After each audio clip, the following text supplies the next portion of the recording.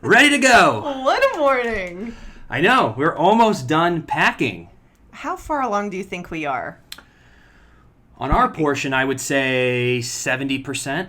Okay. Because it doesn't look like it. We'll give you a tour here pretty soon. But, we still have the couch and the table, but that's what we hired the movers to do. Yeah. But when it comes to the bathroom, the kitchen, your closet, all my closet, there's like there's nothing in here anymore. You did so good. A couple things.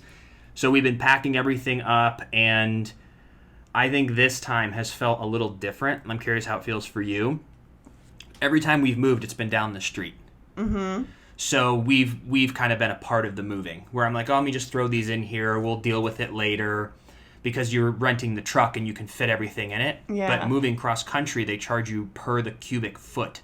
Uh-huh. So every box costs money to ship. So we basically get an estimate with the moving company that it's 800 cubic square feet. And so I talked to the guy on the phone and I said, well, how do we know this? Because every review I was reading is about, we were overcharged. They said 3,000, then it was 4,500, and like there's all this stuff. So I straight up told the guy on the phone, I said, I don't want an extra charge. What do we need to do so that we can get this perfect? And he knew I did my research because I called 20 companies. So he's like, you really have a good idea here of what you're doing. And I said, I need to know everything. I'm not being charged more. Whatever you say is what I want to pay. Yeah. So he goes, all right, well, let's go through it one more time. And then he goes, I was like, well, what are some extras that people get charged for? And I was polite. Yeah. But I don't want to get a surprise $2,000 bill. And he goes, well, anything like glass?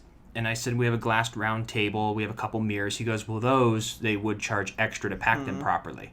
I said, okay, so now let's go through it. So him and I had this great friendship. I know his birthday's on December 7th. Oh, we really? became that close. You have to send him a card now. I'm going to have to send him a card. I know how much you love sending cards. Just send him just a fruit basket and say, hey, you helped me move. It's like, who are you? Yeah.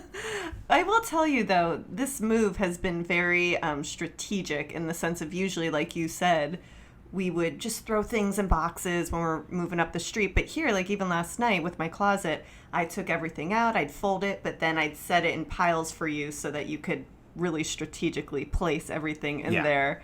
It's like a game of Tetris.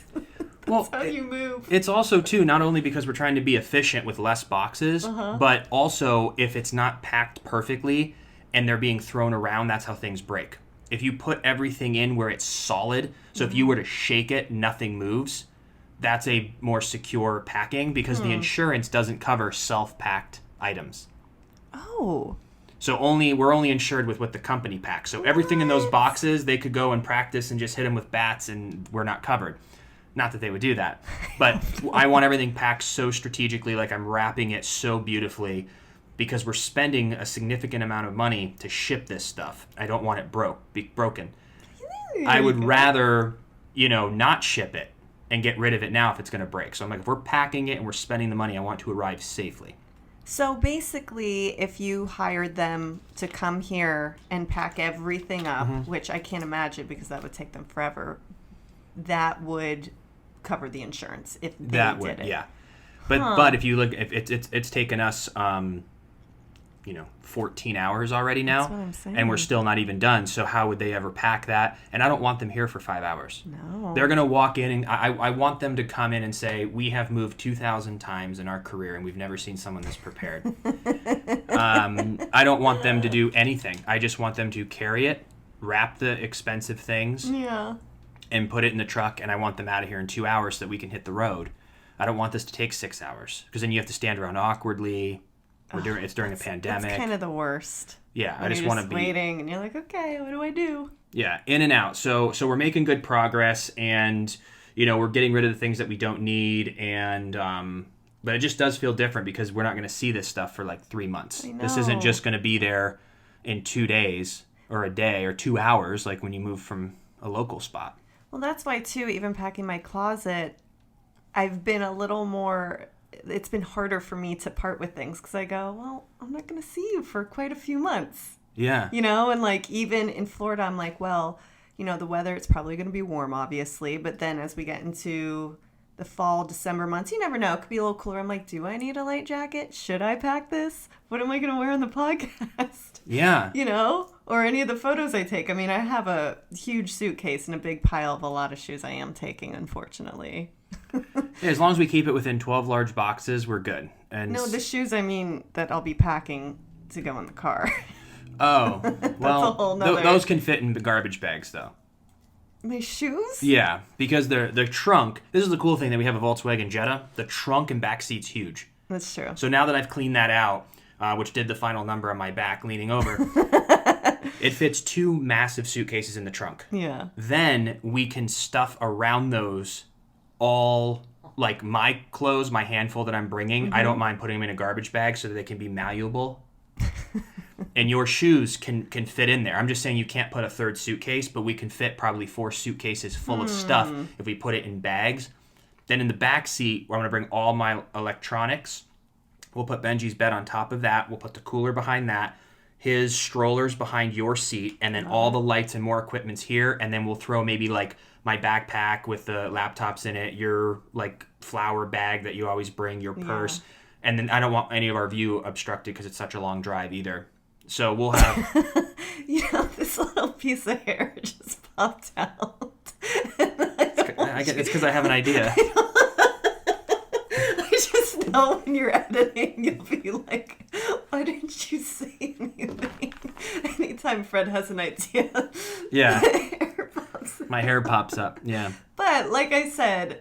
Tetris, it's amazing. You love puzzles, so I'm so glad that you're the one figuring this out with the packing in the car too, because Lord knows what that would look like if I tried to do it on my own. I'm in a really good place about it, and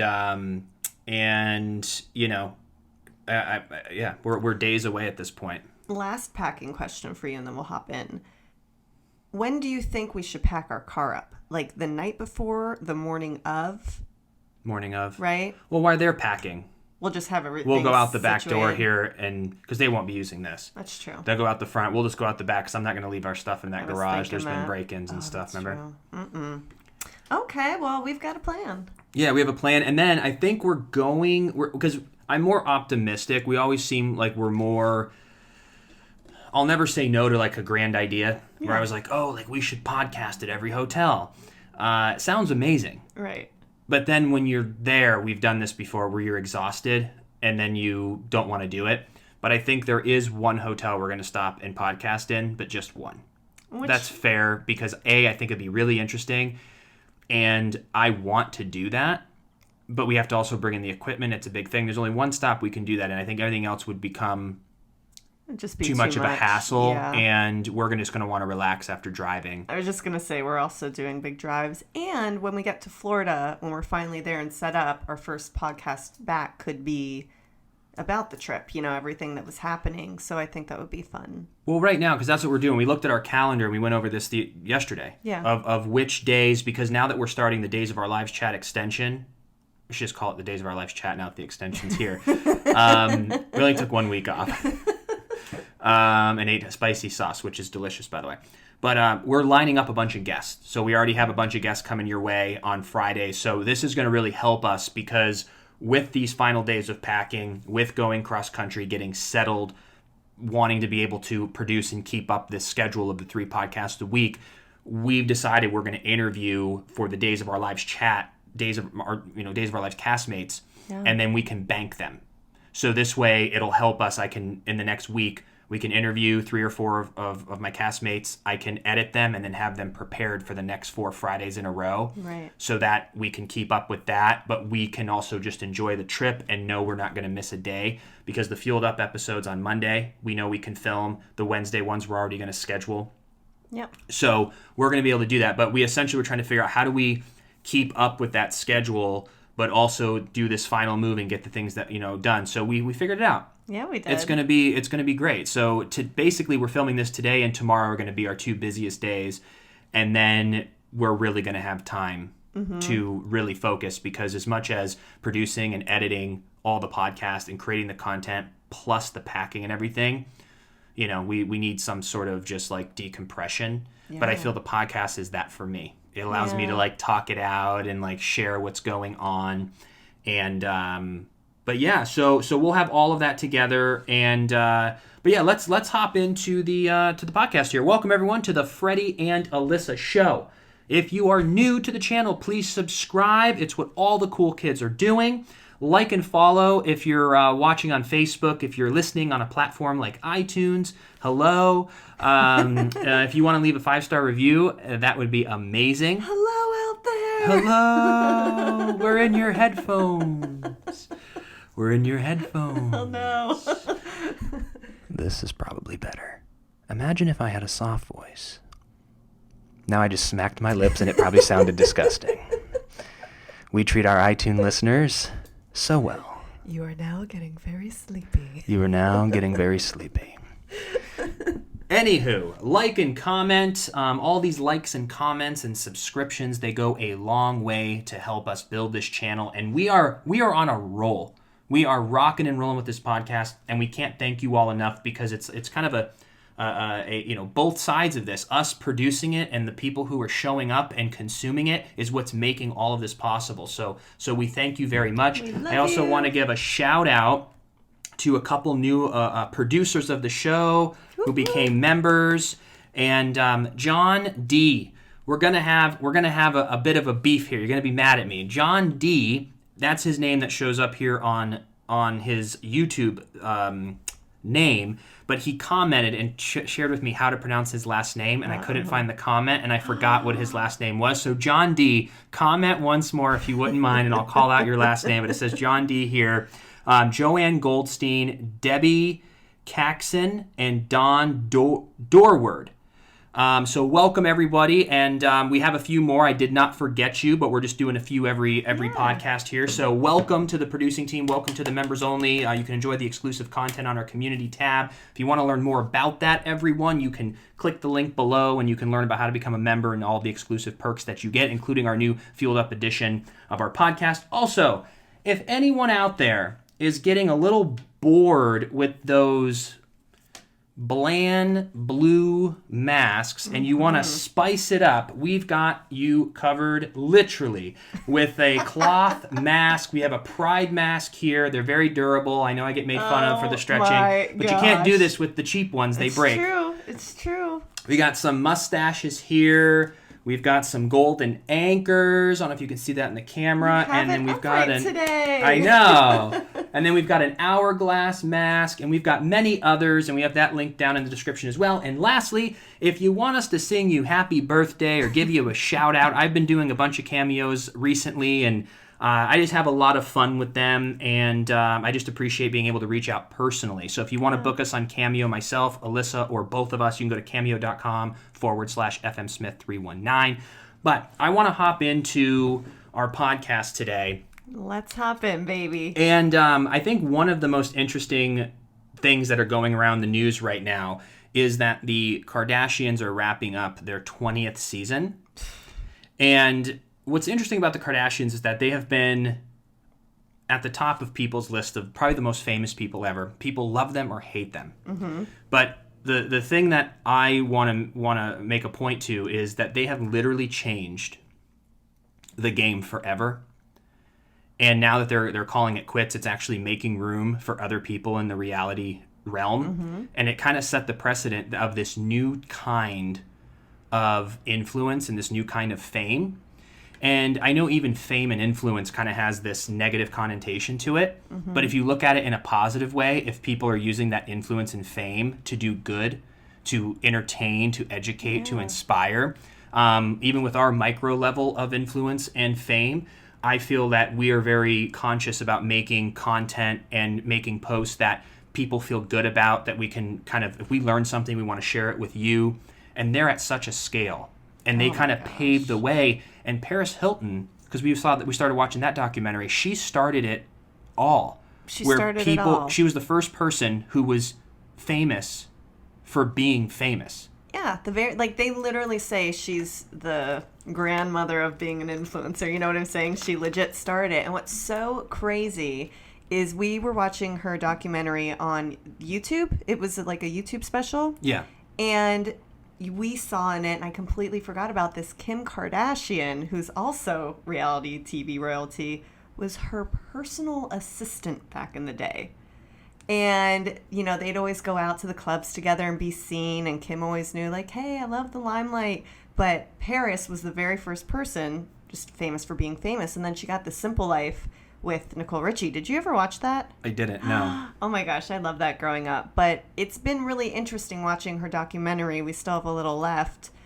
She's led a very interesting life through it all because she was kind of the first one to do it. Yeah. So you kind of watch that and go, oh, I wouldn't do that. Oh, I would do that. Because she paved the way. She was the first of its kind, really, to do that. I still think it's going to be interesting that, and there's a few YouTubers who are doing it, like Mr. Beast, David Dobrik, people who have built it on their own who didn't come from money. I don't think either of them came from money. Maybe if I miss it, but they have this humbleness to them, and that was the one thing with Paris. As much as she was trying to be relatable, and I don't fault her for this. If you think about her life in general, sure, but that's the connection that's missing. Even with the Kardashians, it was like, yes, I love tuning in and watching them with their expensive stuff, but it was still just all about them. Sure, I'm yet to see someone except someone like Mr. Beast or David Dobrik who went out with his money and his influence, and he gave people money during the pandemic. Mr. Beast planted with the help of others. They raised money and planted 20 million trees. And I know that the Kardashians are doing things that are helping people, but there's this disconnect of where's the content that matches these good deeds that inspire people. Yeah. Because that's what we have found. Telling people to do things. There's so many friends of ours that we told a year ago. We're like, you need to start a podcast. And we said it just once. Because if you tell them and tell them and tell them and they do it and it doesn't work out, then they kind of have this weird feeling that, like, you made me fail. Not really, but there's that weirdness to it. Where instead of telling your friends to create content, telling your friends to do this, we're like, let's just lead by example and show them. But I feel like Paris and Kim and the whole Kardashians and all these people, you have all this attention, but you're missing the humble part. That's why people kind of talk crap, I feel. Am I getting this wrong? Or no, because I don't understand, like Paris, and I don't want to take away her problems, because there's certain people who are rich and famous, and they're like, oh, I'm sorry you're depressed. You have everything, but there is a price to pay to be that famous. Your privacy, you're lonely, people don't treat people, you can never really find a genuine person. Deep down, people still know, like, oh my God, I'm friends with Kim Kardashian. Yeah. Even if you're deep down. Well, it's just kind of crazy, though, because I feel like with this whole reality genre, there are different tiers, and the Paris and the Kardashians, that is the escapism of, like you said, ooh, you have nice things, I want to tune in, I want to see, and it's very just fluff. When they have drama, you just kind of, like, laugh, because you're like, you don't understand the real world. But then you look at people like David Dobrik's Mr. Beast, and, like, David Dobrik started a YouTube channel, let's say 10 years ago, and he was like 18. He, I think, just moved out to LA, was trying to be an actor, and you just followed the life of he and his funny friends. They lived in just, like, not a great apartment, but they were fun and they were making content, and he just started a daily vlog. He's like, I'm going to do this. So watching him go from that to now being, I mean, mega successful, and watching him give back, it hits you different. It's a different tier than the, oh, you're rich and famous, you don't really understand, to watching someone go from nothing to something. Yeah. And it hits you differently. And Mr. Beast, I don't really know much about him. He does the most incredible, like, he does, like, this goofy things where he'll buy a house, and then he has, like, his 7 friends put their hand on the house, and the last friend standing keeps the house. So he'll make a YouTube video of things like that, or he bought an island and did the same thing. He does, like, these scavenger hunts, and he just gives away, but he also gets, like, 50 million YouTube views on every video. So just in ad revenue and sponsors alone, he's probably taking that $600,000, $1 million, and then he's just producing it on a higher level. Huh. You know what I mean? Because now people, like, if you're at a medium level and someone sponsor gives you $2,500, you can take that $2,500. If Cheetos gives you $2,500, you and I could go make a cool video for $2,500, or maybe for $2,000, keep $500 as profit, and then for $2,000 go make one. But he's doing it just at a huge scale. Wow. But it's interesting to see that Paris and Kardashians, to me, are not even reality anymore. Like, in my mind, they were the first influencers, just like YouTubers are. Reality now has become so vast that it's separate to me. Like, when it comes, like, my 600-pound life, or, married with 8 kids, or whatever they are, 90 Day Fiance. These are different types of of reality where Kardashians and Paris Hilton and that whole reality, or the people who come from 90 Day, who come from Married at First Sight, and who know how to leverage that fame into their own brand. Sure. And that's where everything is moving. And I just don't think it's talked about yet, which is an advantage for us because that's the field we're going into. Many people ask me when they're like, hey, you're moving. What are you guys going to do? Like, are you still going to audition and all of this? And I never want to play up what we're doing. I kind of like just, we're just going to kind of, I don't want to really go too over the top of our ideas. Right. But in general, we are going to be content creators. A podcast is in that realm, that we're creating content for the internet. And advertisers pay money and sponsors pay money because there's attention on the videos, or if you have a video go viral, you can get a big payday for that, and you reinvest that money, you build a brand. Yeah. But that's where the whole entire world is going. Of course. And that is what is really even hurting the acting industry, which I'd like to get back to because I'm curious on your take of now that the whole world has shut down and the entertainment business isn't really coming back the way it used to, but now people are flooding to the TikToks, to the YouTube to create content. I feel fortunate that you and I had online mentors that told us this was the future in 2016. Yeah. So we started building our online presence. We started understanding how the platforms work. So we almost have a 3 to 4 year head start of education. Right. We still have a long way to build, but this is where everyone goes. The reason that we want a reality show isn't to be a reality star. It's to show people we exist and say, hey, thanks for watching. Come check out our podcast. Right. Because that's the beautiful part. Back in the day, we would never do reality. There was no value. Yeah. In 2008, there was no value. You would get paid $125 or something. You'd go through all the ringer of people knowing you. You were famous with no money.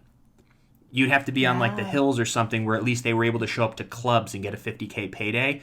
But that was so exhausting. Now, you go on a show and you get 1 million followers. If you have the foundation or pipes built like we do, if 1 million people all of a sudden, if we were on Joe Rogan's podcast or if we were on a reality show that had 1 million viewers and people go, I like them. Maybe if 100,000 goes and checks us out and 25,000 stay, that jumps your income times 3. Well, yeah, but that's crazy too about even The Bachelor. A lot of people the last few years, they're saying, oh, she's just on the show because she wants the following. Because a lot of these girls become influencers. They get these huge followings on Instagram. All these brands want to work with them, and they're building a name for themselves. A lot of them have podcasts. A lot are successful, but the ones who are successful, it's because they know what they're doing, content creation-wise. It's funny when you look at like the Kardashians or Paris Hilton, they're true reality stars. Yes. You know what I'm saying? If you gave them a camera and said, learn to edit, go shoot something interesting, that's not their niche. But they're so big, they'd never have to. Exactly. So there's a lot of people, too. Like, if you take what even Kevin James is doing, brilliant. Yeah. Will Smith, brilliant. But and you what also are they doing?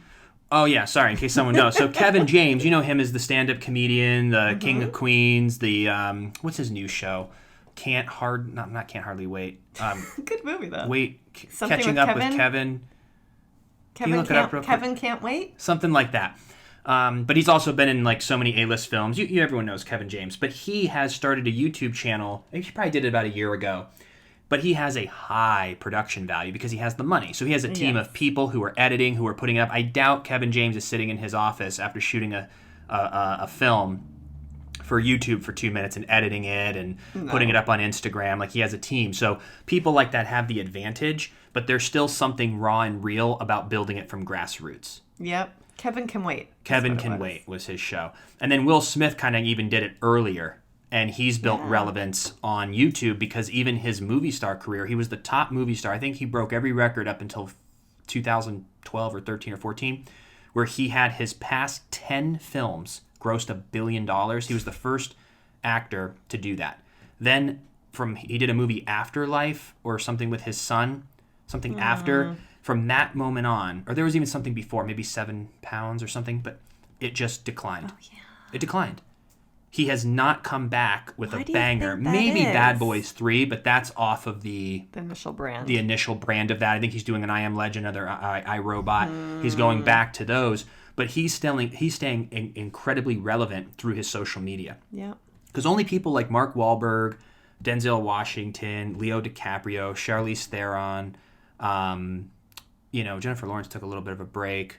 I feel like they're going to be the last true A-list stars. I don't think that's going to be a thing anymore. That's where I was going with that. I just don't think that it's going to be, because Dwayne Johnson's done it right. He's the biggest movie star in the world, and he has the biggest Instagram, and he's been able to go together. But he's gonna do interesting things because he understands the business. He's partnered with Under Armour. He's partnered with Voss Water. He has his own Terramana tequila. Mm-hmm. I mean, he's going to that's the new thing. Ryan Reynolds has his gin. Yeah. G-Eazy has his whiskey. Of course. Paris made most of her money through a fragrance line. So I never understood what people were doing with all this attention 10 years ago. But if you look back, Rihanna is worth almost $1 billion, half a billion, not from her music. Mm-hmm. Rihanna has made more on her perfumes. I think it's called Fendi. No, Fendi's an actual designer brand. There's something. It's very close to that. It starts with an F. But she has her own brand. But the more you start digging into it, George Clooney is Casamigos. Oh, yeah. He's a part owner in that. So that's another tequila. So the more you start digging into all of these stars, Michael Jordan became a billionaire because of, I think, Nike and Hanes and all these other brands that he's doing. Same thing with LeBron James, the sport athletes. I just never understood watching it. You keep thinking that these actors or these influencers or these athletes are wealthy and successful on the money end based on they use that platform to turn it into money, just like some reality stars can do that too. But if you don't leverage it in time, you lose it. But you know what else is crazy? If you look back at why there probably won't be traditional movie stars anymore, and I mean, there's going to always be the anomaly of someone who just auditioned and they booked it and it happened for them. But the game has changed because all those years ago, when you go into an audition room, it's based off of, hey, are you the look, the skill, is it the right fit? Now, when you go in, they want to know, do you have a following? If you do have a following, chances are you've been building your career for a long time, or you are doing content creation. Like, we've been seeing a lot of friends who are in the acting industry going and vlogging now. They're starting podcasts, and it makes sense. Like, I want to see that. But if you're doing all these other projects and making your own money and being your own boss, do you want to go to set and go work for someone every day? Like, I don't know. It's going to turn in, I think it's going to go back. I don't know enough about history of the acting world, but it's going to go back that it's going to be like, I can only imagine theater. I don't think people do theater to be wildly famous. Right. I think people, and maybe I'm wrong, I'm not trying to stereotype, but I feel like theater, maybe not Broadway, but just love. Theater is a genuine love for the art. Yes. And I think that is what a lot of actors are in Hollywood, but there's that group who genuinely love it. Mm-hmm. Then there's people who just want fame. Mm-hmm. And then there's people like me who enjoyed the little fame aspect of it, enjoyed the art of it. I grew to love that in a different way. But I looked at it as the exciting career that was out of the box. Mm-hmm. I thought it would be cool to work 6 months out of the year in Australia and then go meet new people and go work somewhere else and go do. So I went at it as like, this would be cool. And it pays a lot and the schedule's cool. Can I ask you something, though? When you went to IMTA, which was like a talent convention when you first were 18, didn't you just go initially for modeling? Just the initial audition. Was modeling. But once I went to the audition, they said, have you ever thought of acting? And I said, no. And they're like, you should act. And so they kind of trained me a little bit in acting. But isn't that crazy? You didn't go originally to act. And they were just like, hey, you should try this. Good looking kid. He'd definitely book. Yeah. Then you became really good at it. And then loved it, But it's crazy when you look at just the different things that happen in life. Well, it's gonna, but see that's it, and that is true. And I think with those three categories, I feel I'm just want to be famous is going away. Yeah. Because why would you want to move to LA, New York, or Chicago when you can be mega famous online? Mm-hmm. You don't need to be there anymore.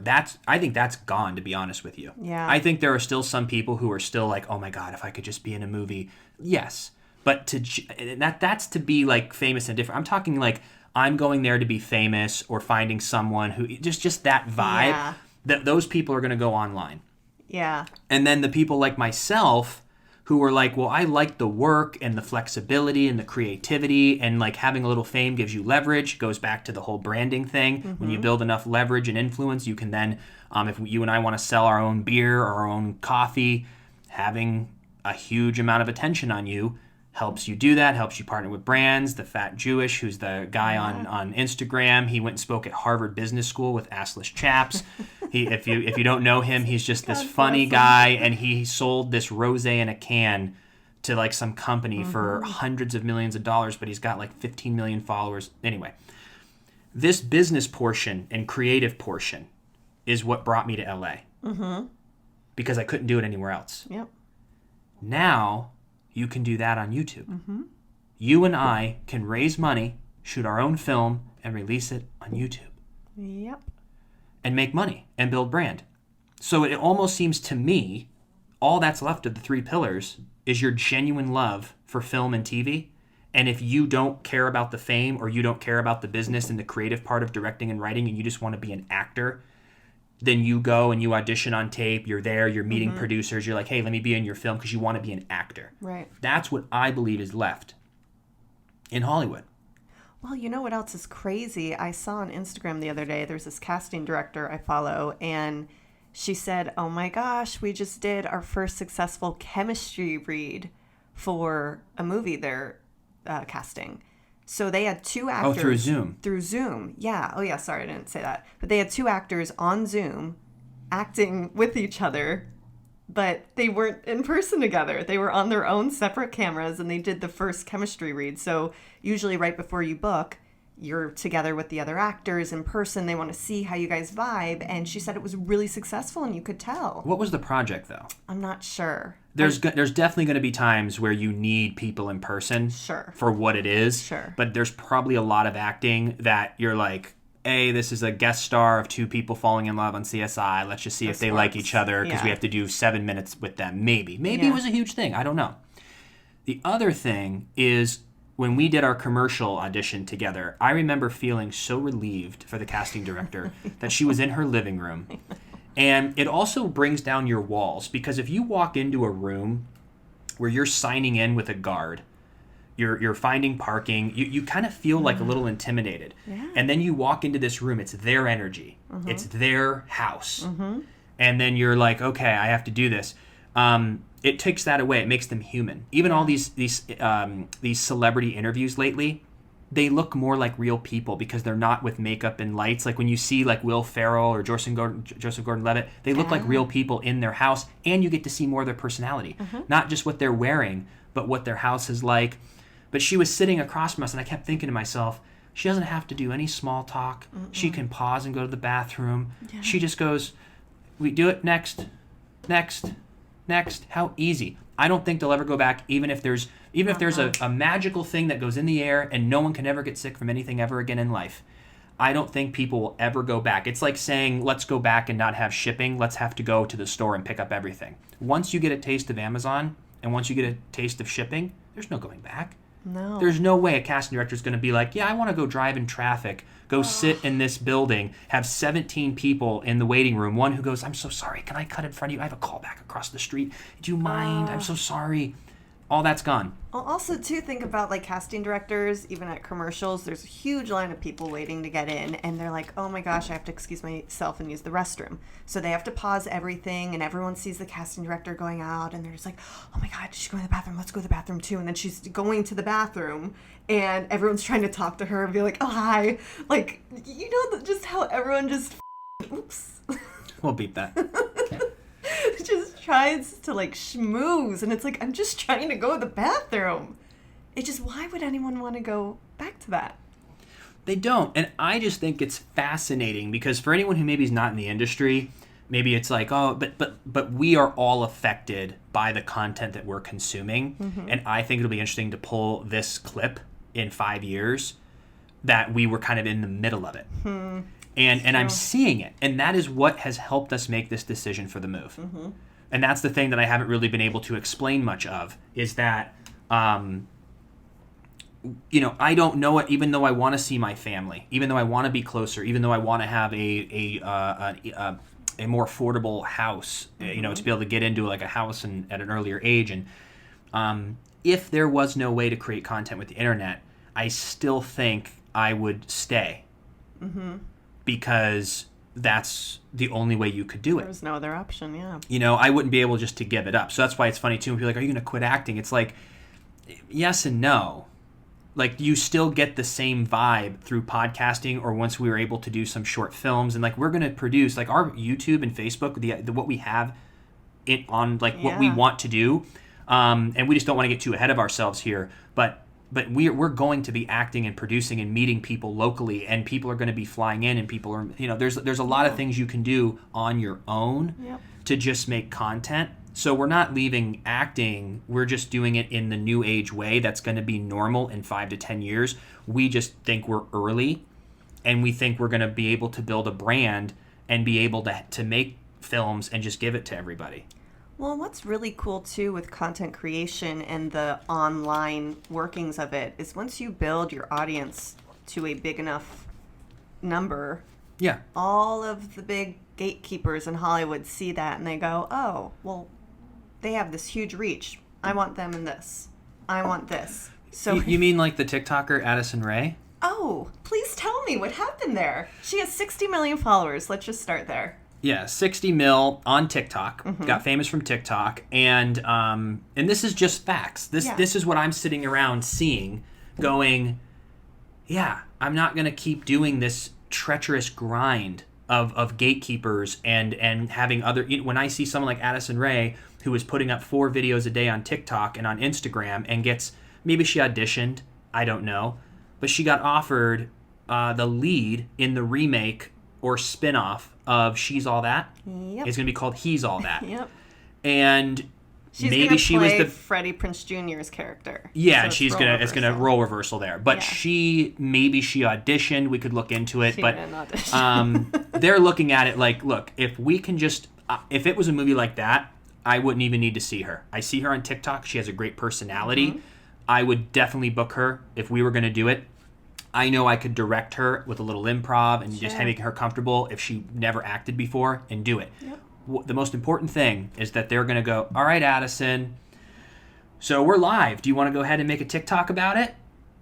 And then 60 million people are going to see it. Yeah. That's so when we started seeing this a long time ago. Yeah. Logan Paul has been in movies. Like we're watching it happen, and people like myself, I don't want to get caught in the elevator door. Just made that up. Maybe it'll stick. Where I started in 2006, where there was no social media, where your resume, your look, and who you knew is what got you the job. But mainly it was like, how do you impact that room when you go in there? And I remember being able not to get in, or they went with someone. It was never like they went with someone who, and I looked them up, had a bigger resume. Here I am, built a huge resume, 850 episodes of a television show, commercials, guests, a couple guest spots, recurring role, an Emmy. Going, will you see me now? Hello? Did you see all the credentials there? It's moving away. I know. It's moving away. And that is what and I'll get right back to this, but that's my fear of this interesting generation that's getting caught in this college degree gap, where I feel what I was taught in 2006 is what I did, and it changed. And it's almost like the Emmy and the resume I have is not as valuable. And that's what I'm afraid is happening to a certain generation, where the parents go, you got to go to college because look what your mom and dad have. Look what they have. We went to college. We got a good job. We paid off our debt. But it's like, that's not the rule book anymore. Yeah. People are not looking at the resumes anymore. And I feel it's happening in every industry. But now we're looking at, we need to have a following. We need to have attention. We need to understand that we're go-getters and have content creation because people are booking all these jobs. So we're seeing all these shifts happen. And that's why we want to be prepared to do that. Yeah, and what's crazy too is, we've had a lot of projects we've been working to get off the ground for quite some time. And I will sit, and I think I've literally written, let's say, hundreds of emails on just different projects. And stating, hey, Freddie Smith, this huge body of work, Emmy winner, and you don't even get emails back. Yeah. It's just like, well, so what are you looking for? But obviously it's not enough. They're looking to know, hey, do you have millions of followers? And if so, is it the right fit? Yeah. I think they're looking for mega fame or nothing. Well, but also that's going to start affecting the quality of work. And that's why someone like us, we understand the value in building the relationship with our audience. Yeah. Building the actual relationship, because I'm confident that our audience, when we raise money on our own to shoot Unplugged or to shoot at something, they're going to be excited to see it. Of course. And we're going to bring it right to them. Yep. Now, I would like to say that we could just put it on YouTube for free. That might end up changing. Who knows what things will be when that comes out. But that's, as of right now, that's what I think I would do. Mm-hmm. If we had 12 or $1.2 million sitting around, and we said, hey, let's take 250,000 of that and shoot Unplugged. Yeah. And we didn't, and I would literally put it right on our YouTube for free. Yeah. Because I knew that all the people in it, all the people that would be in it would tell all their friends, hey, go look at it. It's on Facebook and YouTube for absolutely free. The advertising that's running on it is going to make us money back. I would want to call up Budweiser and say, hey, in the scene where we're all drinking beer, why don't we have Budweiser in it? We're going to get 1 million views on it. You know, that's industry standard of a $25,000 sponsor. So that goes towards back in the money. And you don't have to go, isn't Budweiser refreshing? None of that. Just, hey, grab me a Budweiser. Yeah. You know, what that? Remember that? Anyway, let's go play some beer pong. Grab some more Budweiser. Bring it over here. And it's just in it. Yeah. And that's the branding of it. Yeah. We got Burger King last week based on a Forbes article about Burger King. Branding works. Mm-hmm. So, but I forget where I was going. Do you remember where I started with that? No. Never know. But here's my last thing that I want to do to sum all this up. Yeah. The other thing I want to see what I think is going to happen, and I want to share with all of you because I think you'll find this fascinating. I think the problem that we're running into isn't even just the amount of reach.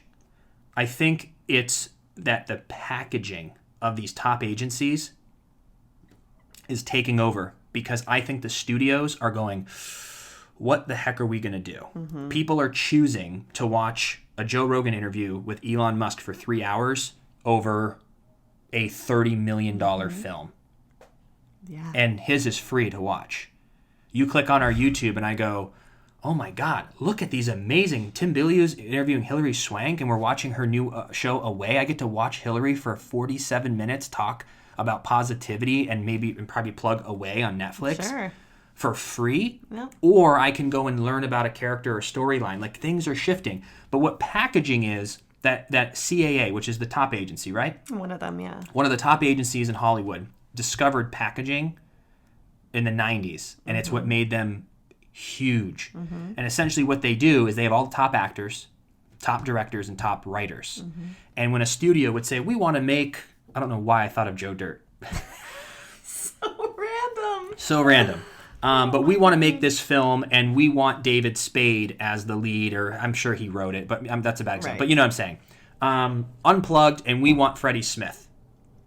And then CAA would say, great, we'll give you Freddie Smith, but we also need Alyssa Tabbitt to direct it, and Benji Tabbitt's going to write it, and that's the package deal. Mm-hmm. So all the other directors and writers or other actors aren't going to get that shot. I think that's how that works. It makes sense. And then on top of it, I'm really excited. There's that little 2-minute roll where the brother runs in and runs out, and that's really funny. We have this new and upcoming actor we want to attach to that as well. Absolutely. So they're starting to package all these deals with these studios. So they're not auditioning for the brother that has a 2-minute scene. They're not auditioning for the lead. They want the star names, and then whatever's kind of left, they'll cast. Yep. But then there's, who's the casting director? No. Who are they? What's the casting director casting today and tomorrow, where they want to get in good with maybe an agent, where they're like, who knows? It's like we don't have control. The fact is, I would deal with all that. I would deal with the walls. I did this for 15 years. I would do it. But if there was no other option. Yes. Now there's another option where even if you and I in 2006 shot a film, there's nowhere to put it. Yeah, you could put it on YouTube, but YouTube is not YouTube back then. Yep. You still would need to go and sell it to a distribution company that would print it on DVDs. You just put it out. Yeah.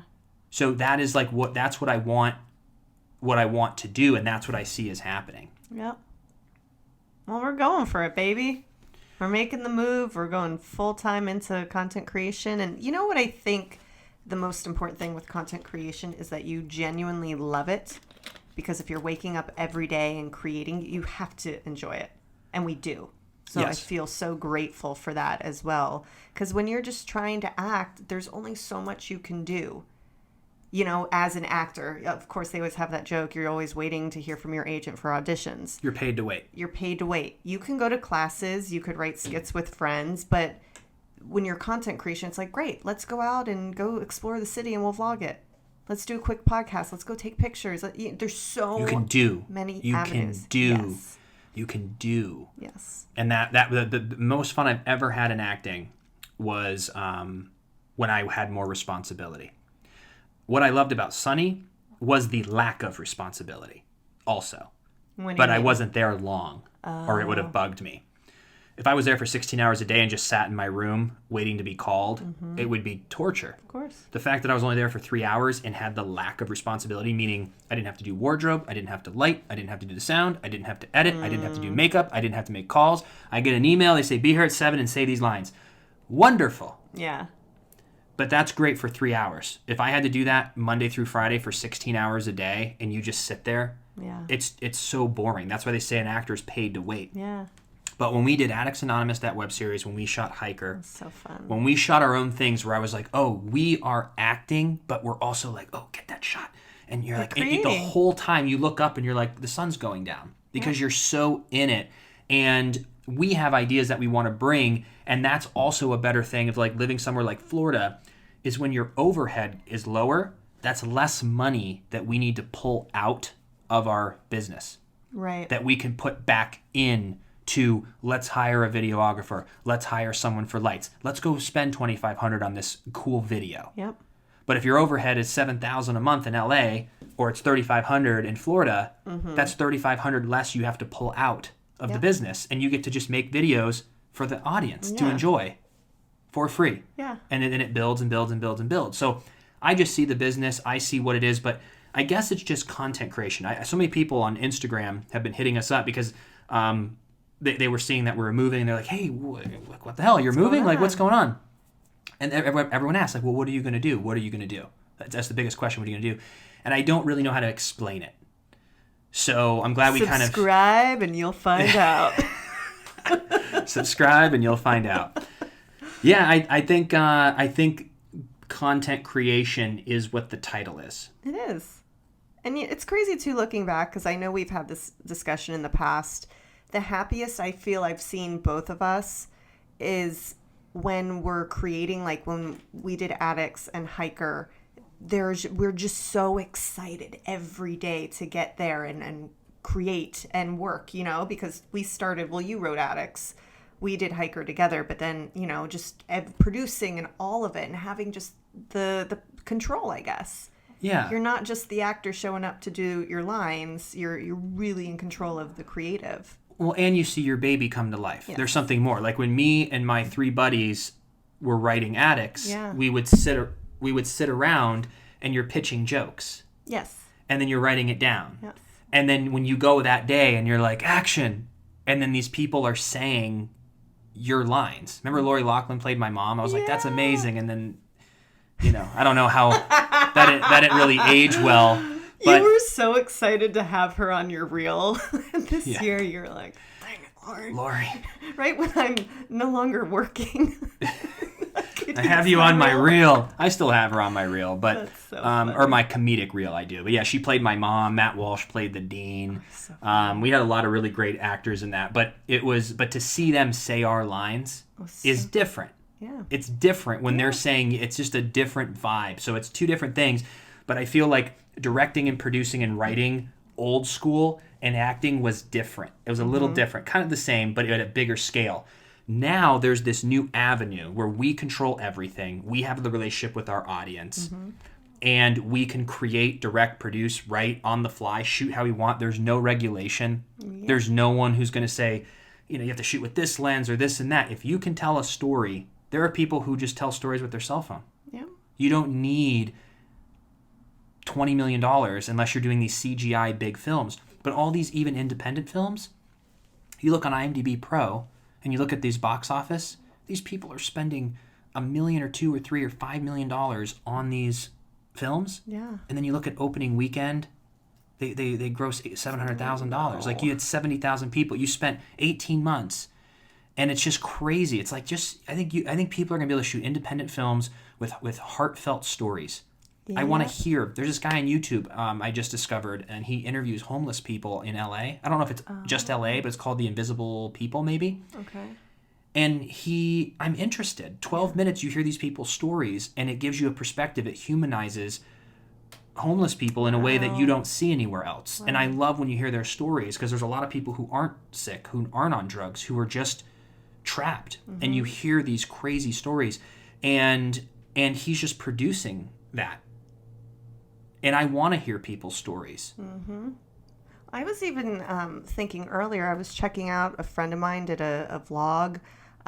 They went to Mexico, and it was 5 minutes, but I enjoyed going on that journey and quickly feeling like I was there.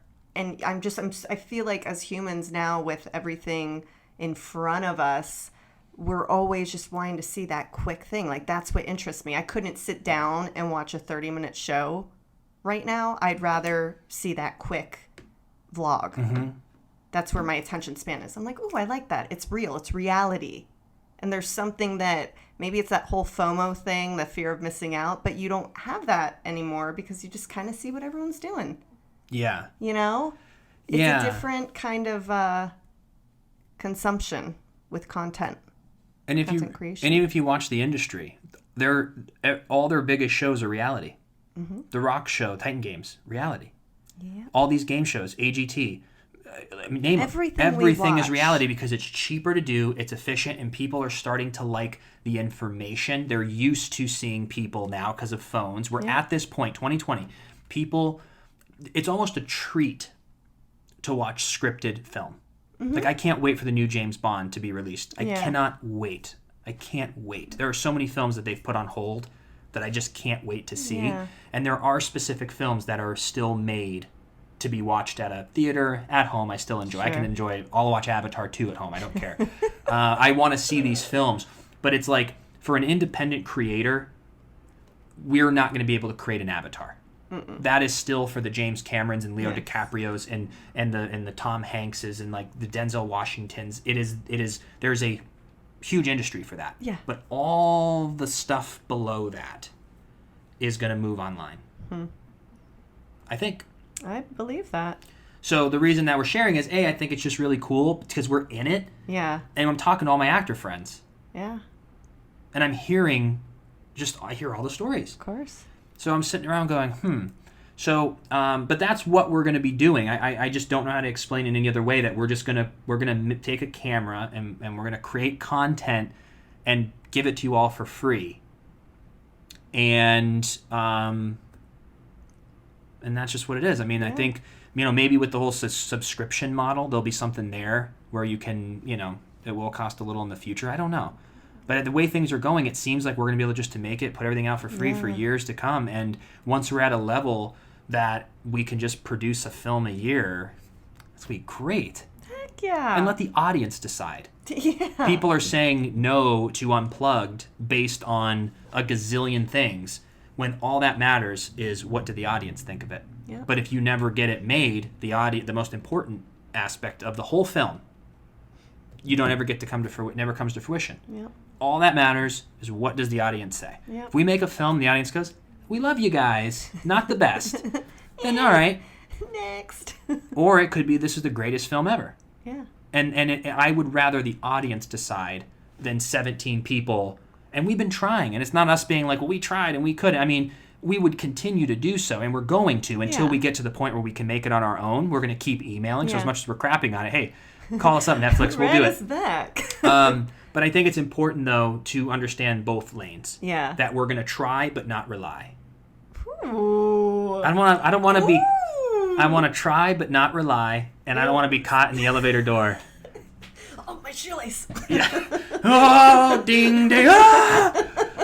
On that note. On that note, everyone, Thank you for listening. We've got a great guest for you on Friday. Yes. So stay tuned, subscribe, like, comment, all that fun YouTube stuff, like and follow on Facebook. And we appreciate you all. And for our iTunes listeners, we will see you on Friday. You will hear from us on Friday.